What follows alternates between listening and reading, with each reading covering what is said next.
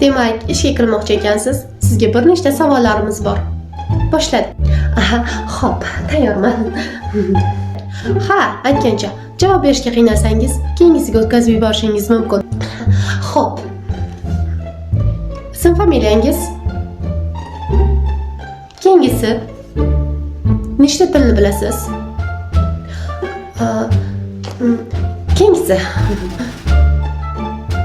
Necha yildan beri dekretda o'tiribsiz? Keyingisi.